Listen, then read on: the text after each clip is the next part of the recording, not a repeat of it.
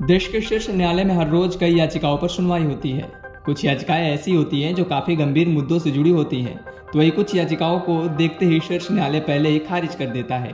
विश्व के सबसे लचीले कानूनों में शामिल भारत की अदालतों में अजीबोगरीब याचिकाओं का आना अब नॉर्मल हो गया है। इसका अंदाजा आपको लगाना है तो आप हाल ही में सुप्रीम कोर्ट के समक्ष आई एक याचिका से लगा सकते हैं, जिसमें याची द्वारा परीक्षा में फेल होने का मुख्य वजह यूट्यूब को बताया गया है।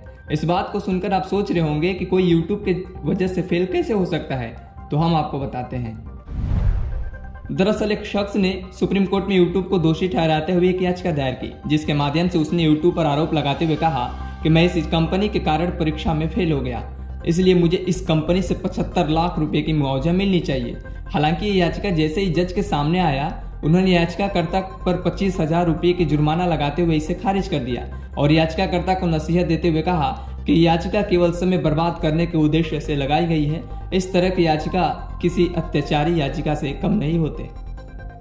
इस मामले में याचिकाकर्ता ने दावा किया था कि वे एक परीक्षा की तैयारी के लिए यूट्यूब की सदस्यता ली थी, जहां उसने कथित यौन सामग्री वाले विज्ञापन देखे। यह अश्लील विज्ञापन रोज यूट्यूब पर आते थे, जिसके कारण उसका ध्यान भटक जाता था और ध्यान से पढ़ाई नहीं कर पाने के कारण वह परीक्षा में फेल हो गया।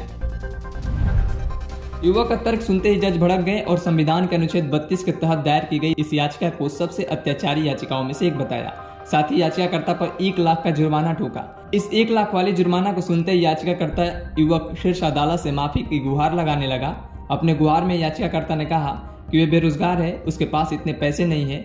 फिर पीठ ने 1 लाख रुपए की जुर्माना राशि को घटाते हुए 25,000 रुपए की राशि तय की।